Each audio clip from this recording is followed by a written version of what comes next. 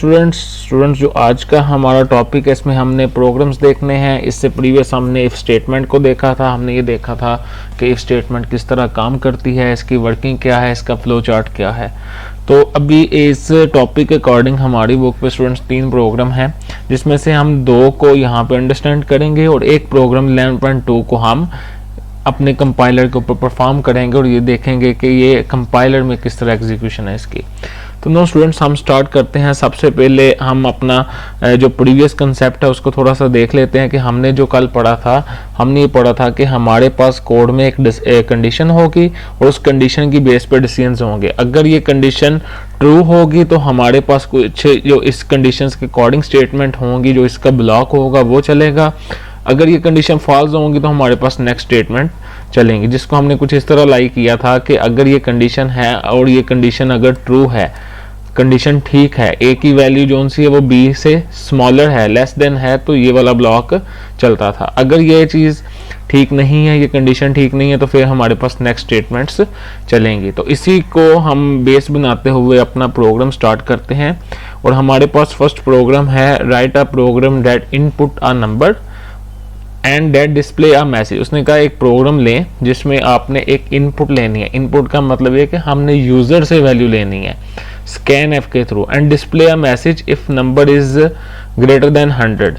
मतलब कि इस प्रोग्राम में हमें जो क्वेश्चन है वो ये है कि हमने एक ऐसा प्रोग्राम बनाना है जिसमें एक नंबर लेना है यूजर से।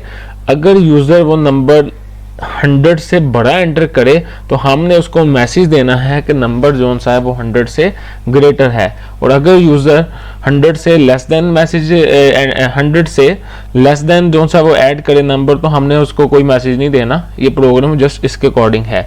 तो सपोज आप देख लें, ये हमारे पास सेक्शन प्री प्रोसेसिव एक्टिविटी का है। इसको हमने क्लास में डिस्कस किया हुआ है कि ये जो हैश के साथ सेक्शन आएगा इसमें हम हेडर फाइल्स को इंक्लूड करेंगे। This one is a pre progressive directivity. ये हमारा मेन फंक्शन है और यहाँ से मेन फंक्शन का स्कोप स्टार्ट होता है और यहाँ पे मेन फंक्शन का स्कोप एंड होता है।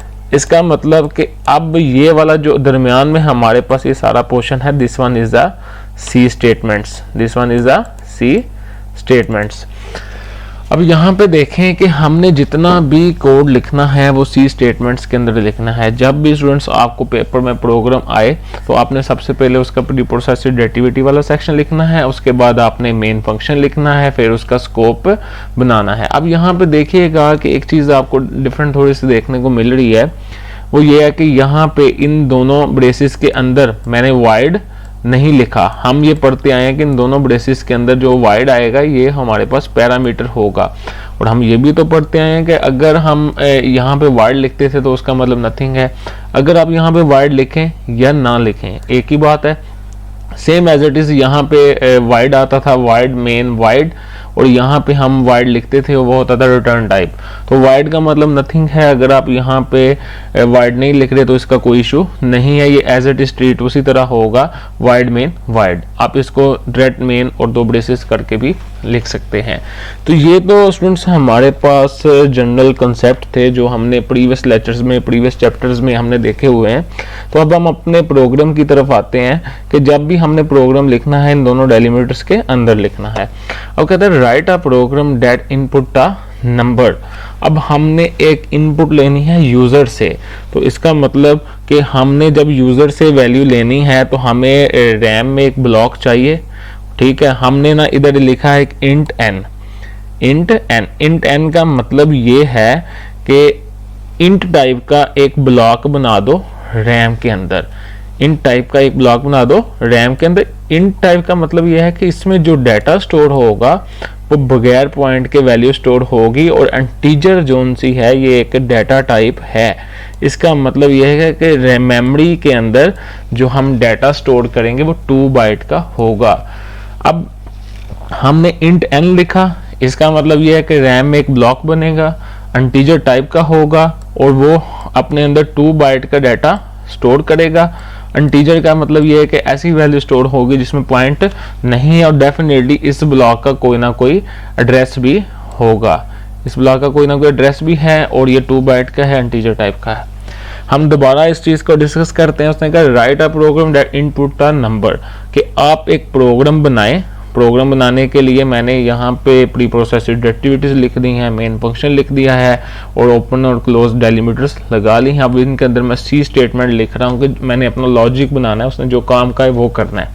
उसने इनपुट अ नंबर, एक नंबर इनपुट लेनी है। अगर इनपुट की बात है तो सारी बात है इधर स्कैनएफ यूज होगा, और इनपुट की उसने नंबर की टाइप नहीं बताई, आपके ऊपर डिपेंडेंट है कि आप उसकी डाटा इंट रख लें या फ्लोट रख लें।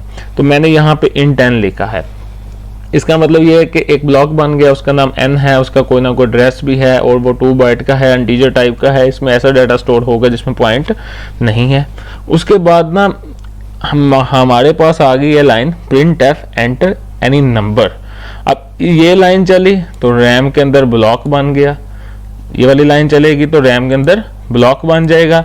अब ये वाली लाइन चलेगी तो हमारी स्क्रीन के ऊपर वो प्रिंट करवाएगा एंटर एनी नंबर। अब देखें यहाँ पे डबल कोट्स के अंदर ये जो भी था इसने जस्ट प्रिंट करवा दिया, उसने यहाँ पे एंटर एनी नंबर प्रिंट करवा दिया।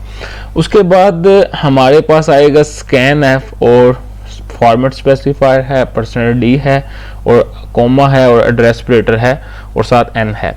अब इसका मतलब ये है कि ये जो printf था ये फंक्शन था आउटपुट, ये फंक्शन था stdio में चलता है, ये हमें स्टैंडर्ड आउटपुट का फंक्शन था। अब ये जो scanf है ये फंक्शन है इनपुट का, ये स्टैंडर्ड इनपुट का फंक्शन है। अब ये scanf की मदद से हम इसको दे रहे हैं एड्रेस n।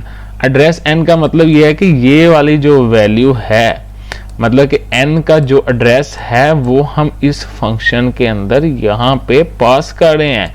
इसका मतलब ये है कि ये जो एड्रेस है वो यहाँ पे आएगा और स्कैनएफ की मदद से हम इस एड्रेस के अंदर 200 ऐड करेंगे। अब जब प्रोग्राम चलता है वो ये कहता है printf enter any number, मैं यहाँ पे एक नंबर एंटर करता हूँ, ये प्रिंट लिखाता है। अपनी मर्जी से जो नंबर एंटर कर रहा हूँ वो नंबर मेरा रैम के अंदर जाके सेव हो रहा है, लेकिन इस फंक्शन की मदद से, स्कैनएफ की मदद से ये 200 मेरा रैम में जाके सेव हो रहा है।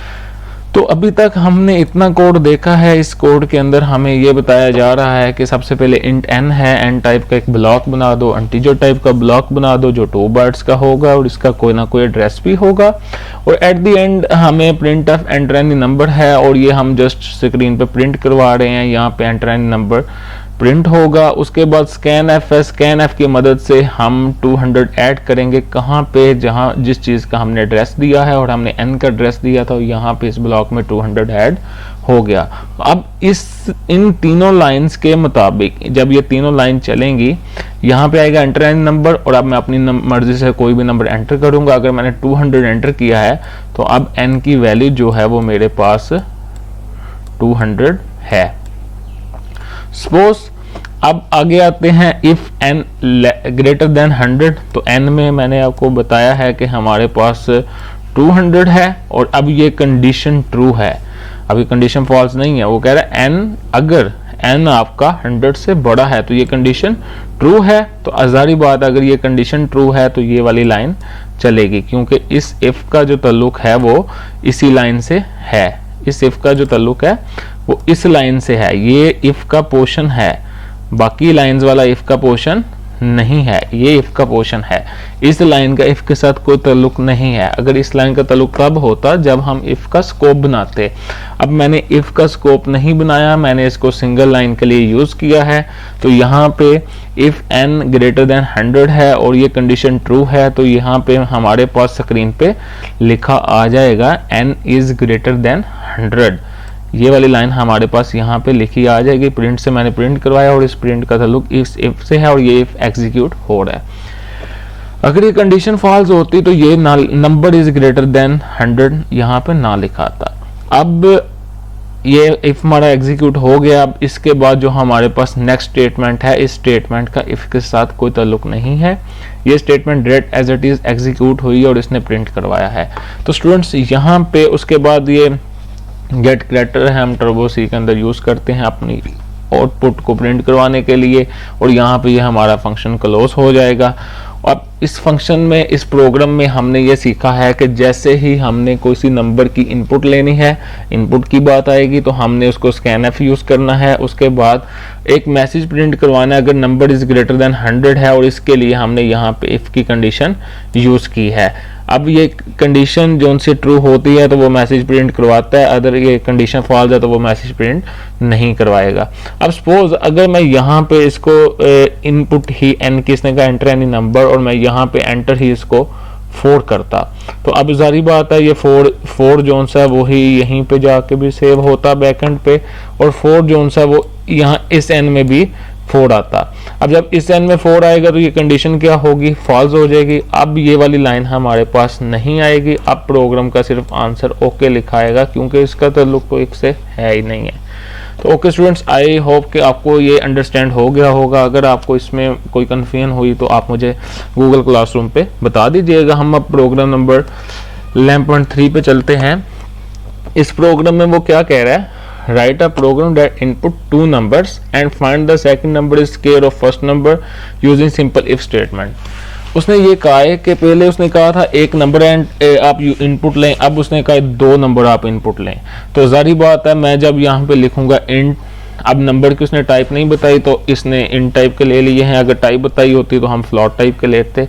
तो अब इसने नंबर लिया n1 और n2, अगर मैं ये इंट n1 n2 लिखूंगा तो यहाँ पे मेरे पास 2 ब्लॉक बनेंगे, एक का नाम होगा n1 और दूसरे का नाम होगा n2। अब इन ब्लॉक का कोई ना कोई एड्रेस भी होगा। उसके बाद एड्रेस होने के बाद इसने यहाँ पे क्लियर स्क्रीन करवाई है, इसका कोई ताल्लुक नहीं है। ये कुछ कंपाइलर्स में ऑटोमेटिक भी चलती है लेकिन हम इसको टर्बो सी में यूज़ करते हैं, लेकिन बेहतर ये है कि आप ये क्लियर स्क्रीन जो है यहाँ पे यूज़ करें, प्रोग्राम के स्टार्टिंग पे यूज़ करें। उसके बाद print f enter first number है और हमारी स्क्रीन के ऊपर एंटर फर्स्ट नंबर लिखा आएगा, प्रिंट होगा। यहाँ पे हम अब यूजर से वैल्यू एंटर करेंगे, ठीक है, क्योंकि प्रिंट एफ ने तो जस्ट प्रिंट करवा दिया और यहाँ पे जो 3 आ रहा है ये स्कैन एफ की मदद से आ रहा है, वो 3 जो यूजर ने मेमोरी में ऐड किया। हमने इसको एड्रेस दे दिया नंबर का, इसका मतलब ये है कि ये वाला जो एड्रेस है ये एड्रेस यहाँ पे आएगा और स्कैन एफ के थ्रू हम वैल्यू प्रिंट करवाएंगे। %d हमने यहाँ पे इसलिए यूज किया है कि हमने यहाँ पे इंटीजर लिया है, अगर यहाँ पे हम फ्लॉट लेते तो %f यूज करते। This one is the format string and format specifier. तो अब ये स्कैन एफ की मदद से हमने यहाँ पे 3 ऐड किया है। उसके बाद ये यहाँ तक अगर हमारा कोड चला है तो इस लाइन ने, इसको हम दोबारा अंडरस्टैंड करने की कोशिश करते हैं कि इस लाइन से क्या हुआ है, हमारे 2 ब्लॉक बने हैं, एक नंबर 1 एक नंबर 2। उसके बाद इसने क्लियर स्क्रीन को किया है, print f enter first number, हमारी स्क्रीन पे एंटर फर्स्ट नंबर लिखा गया है। उसके बाद स्कैन एफ से हमने 3 ऐड किया है और हमारे यहाँ पे हम 3 लिखेंगे, यहाँ से 3 यहाँ पे लिखेंगे, वो 3 जोन सा सेव हमारी मेमोरी के इस ब्लॉक में होगा क्योंकि हमने स्कैन एफ की मदद से मेमोरी में वैल्यू एंटर की है, इनपुट ली है। उसके बाद second number, print f enter second number, तो हमारे पास अब स्क्रीन पे ये लिखा आ जाएगा। /n हमने यूज नहीं किया इसलिए हम स्कैन एफ में इसके आगे ही हमने 9 इनपुट ली है और ये 9 इनपुट अब दोबारा हमारी मेमोरी में सेव होगा और ये 9 अगर हम एंटर इधर करेंगे ये स्कैन एफ की मदद से चलेगा और स्कैन एफ की मदद से ये दोबारा यहाँ पे आके सेव हो जाएगा। तो यहाँ पे हमने 2 नंबर्स इनपुट ले लिए हैं। अब हमारा बेसिक काम यहाँ से स्टार्ट होगा। अब यहाँ पे इफ आ गया है और इफ के अकॉर्डिंग एक ही स्टेटमेंट है, जारी बात है इफ का सिर्फ इसके साथ ताल्लुक है, बाकी लाइंस के साथ उसका ताल्लुक नहीं है। इफ की सिर्फ इतना सी बॉडी है।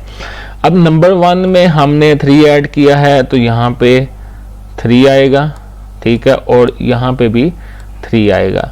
अब 3 स्टैटिक, 3 इसका मतलब 3 से मल्टीप्लाई होगा तो ये हमारे पास टोटल इसका आंसर जो आएगा वो 9 होगा। उसके बाद इक्वल ऑपरेटर है और इक्वल ऑपरेटर के बाद नंबर 2 है और नंबर 2 में हमने 9 ऐड किया है और 9 यहाँ पे आएगा। अब ये देखें 9 = 9, तो ये जो कंडीशन है इफ, अगर ये कंडीशन ट्रू है तो ये कंडीशन अब हमारे पास ट्रू हो रही है, तो इसका मतलब ये है कि अब ये वाली लाइन चल जाएगी। तो same as it is program में ये था, हम 2 नंबर एंटर करते थे और इन 2 नंबर्स को जब वो मल्टीप्लिकेशन करके उसका स्क्वायर के इक्वल होता तो वो कह देता है second number is square of first number. तो स्टूडेंट्स आई होप कि आपको इस प्रोग्राम की भी समझ आ गई होगी। अगर आपको इसमें भी कोई कन्फ्यूजन हो तो आप मुझे गूगल क्लासरूम पे पूछ सकते हैं। अब हम थर्ड प्रोग्राम की तरफ चलते हैं। बेसिकली हमने LAMP.1 और LAMP.3 वगैरह हमने देख लिए हैं। अब हम थर्ड जो है LAMP.2 है उसको देखते हैं और इसमें इसको हम टर्बो सी के ऊपर भी कंपाइल करेंगे, मतलब कि हम देखेंगे कि टर्बो सी के ऊपर ये किस तरह चलता है। अब स्टूडेंट इस प्रोग्राम में हमें क्या कहा गया, पहले हमने किया एक इनपुट, फिर हमने ली 2 इनपुट। अब वो कह रहा है write a program that input 3 numbers. अब हम 3 नंबर्स की इनपुट लेंगे। जब हम 3 नंबर्स की इनपुट लेंगे हमारे पास ब्लॉक बनेंगे, एक ए के नाम का, एक बी के नाम का और एक सी के नाम का। ये मैक्स मैंने इसलिए यूज किया है कि ये प्रोग्राम का स्ट्रक्चर इस तरह है कि display maximum number using simple if statement. ये हम जब इसका कोड करेंगे तो आपको समझ आ जाएगा कि सपोज कि मैं यहाँ पे ए की वैल्यू लेता हूँ 10 और मैं बी की वैल्यू लेता हूँ 20 और मैं सी की वैल्यू लेता हूँ 5। अब ये हमने यूज़र से इनपुट ली है, तो जब मैंने यूज़र से ये वैल्यूज़ लेनी है तो इसके लिए मुझे लिखना पड़ेगा ना इंट ए बी एंड सी और आगे स्टेटमेंट टर्मिनेटर। और अब जब हमने यूज़र से वैल्यूज़ ली हैं तो उसके बाद एक चीज़ आपने ख्याल रखनी है कि इन वैल्यूज़ में हमने फाइंड क्या करना है। उसने कहा डिस्प्ले मैक्सिमम, डिस्प्ले मैक्सिमम, आप इसमें से मैक्सिमम वैल्यू फाइंड करें। अब मैक्सिमम इसमें से बी है तो जो मैक्सिमम वैल्यू है उसको मैंने किसी चीज़ में स्टोर करवाना है। उसके लिए मैंने एक वेरिएबल मैक्स यूज़ कर लिया है कि अब ये मैक्सिमम वाली वैल्यू मैक्स में स्टोर होगी और मैक्स को मैं स्क्रीन पे क्या करवाऊंगा, प्रिंट। अगर यहाँ पे ए की वैल्यू 100 होती तो अब ए मैक्सिमम था तो मैं ए को मैक्स में स्टोर करवाता, अगर सी की 500 होती तो मैं सी को मैक्स में स्टोर करवाता। तो प्रोग्राम ये है कि हमने 3 इनपुट्स लेनी है, उन तीनों इनपुट्स में हमने मैक्सिमम फाइंड करना है, उसमें से जिसकी वैल्यू मैक्सिमम होगी वो मैं ए में स्टोर करवाऊंगा, मैक्स में स्टोर करवाऊंगा और एट द एंड उसको प्रिंट करवाऊंगा। तो इस प्रोग्राम को स्टूडेंट्स हम टर्बो सी के ऊपर जोन सा वो करके देखते हैं, इसको हम कंपाइल भी करते हैं। आपने अपने लैपटॉप पे टर्बो सी वगैरह इंस्टॉल कर लेना है। अगर आप टर्बो सी वगैरह इंस्टॉल करेंगे तो आपको इसकी बेटर समझ आएगी, जो हम पढ़ते जाएंगे वो आप परफॉर्म करते जाएं। तो स्टूडेंट ये मेरे पास टर्बो सी ऑन हो गया है। यहाँ पे आपने फाइल में जाना है, न्यू फाइल, और ये अब मेरे पास जोन सा है एक प्रोग्राम का स्ट्रक्चर आ गया, बेसिक स्ट्रक्चर आ गया। This one is the pre processed directivity, this one is the main function, this one is the delimiters और क्लियर स्क्रीन गेट कैरेक्टर। ये हम टर्बो सी के अंदर यूज करते हैं अपने प्रोग्राम की परफॉर्मेंस को बेहतर बनाने के लिए। तो अब प्रोग्राम था हमारे पास, मैंने 3 नंबर लेने हैं यूजर से। तो मैं स्टूडेंट्स यहाँ पे अपनी मर्जी से मैं ले लेता हूँ, इन टाइप का ए ले लें, साथ आप बी ले लें और सी ले लें, और हमने मैक्स भी लिया है। मैक्स का भी आपको आगे जाके पता चल जाएगा कि ये क्या है, ये किस तरह काम करता है। अब अगर 3 नंबर मैंने यूज़र से ले लिए हैं, इन टाइप का A B C and max ले लिया है, अब मैंने इन तीनों नंबर्स की इनपुट लेनी है, तो मैं यहाँ पे लिख दूंगा प्रिंट एफ अपने क्लियरेंस के लिए कि मुझे मैसेज आए, वो मैसेज मुझे दे एंटर वैल्यू ऑफ ए, और मैं वहाँ पे ए की वैल्यू एंटर करूँ। उसके बाद मैंने इसी तरह इसके लिए स्कैन एफ भी यूज़ करना है, और स्कैन एफ यूज़ करने के बाद मैंने बी के लिए भी सेम एज इट इज़ काम करना है, और उसके बाद सी के लिए भी सेम एज इट इज़ काम करना है। मैंने कहा एंटर वैल्यू ए और आगे मैं इक्वल डाल देता हूँ, और यहाँ पे मेरी ये प्रिंट एफ की स्टेटमेंट ख़त्म हो जाती है। और यहाँ पे अब मैं इसके लिए स्कैन एफ यूज़ करूँगा। इस काम को हम क्लास में स्टूडेंट्स अच्छी तरह परफॉर्म कर चुके हैं, आई होप कि आपको इसमें मसला नहीं होगा। यहाँ पे मैं एड्रेस ऑपरेटर यूज़ करूँगा, ए का एड्रेस लूँगा। अब इसके अकॉर्डिंग काम ये होगा कि मेरी रैम में एक ब्लॉक बन जाएगा इस लाइन के मुताबिक, 3 ब्लॉक्स बने, 4 ब्लॉक्स बनेंगे ए बी सी मैक्स, और यहाँ पे मैं सिंपल प्रिंट करवा रहा हूँ। प्रिंट करवाने के बाद मैंने यहाँ पे स्कैन एफ यूज़ किया है, %d इसलिए यूज़ किया है कि ये मेरे पास इंटीजर टाइप वैल्यू और एड्रेस से मैंने ए का एड्रेस दिया ताकि यहाँ पे मैं वैल्यू एंटर करवा सकूँ। सेम एज इट इज़ मैं यहाँ पे print f enter value B और इसके लिए भी मैं स्कैनफ यूज कर लूंगा।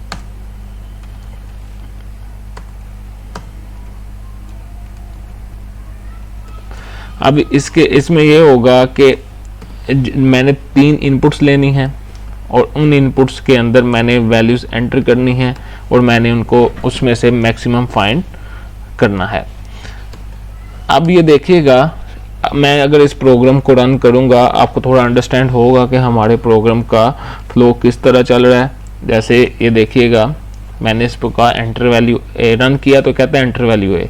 आप अपनी मर्जी से 10 एंटर करेंगे, वैसे ही रैम के ब्लॉक में जाके सेव हो जाएगी। फिर कहेगा एंटर वैल्यू बी, आप अपनी मर्जी से यहाँ पे 20 एंटर करेंगे तो रैम के ब्लॉक में जाके सेव हो जाएगी।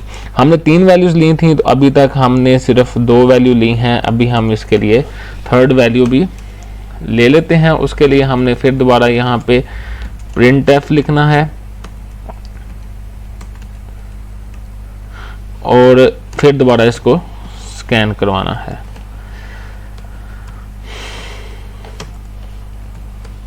यहाँ पे मैं लिख दूंगा एंटर वैल्यू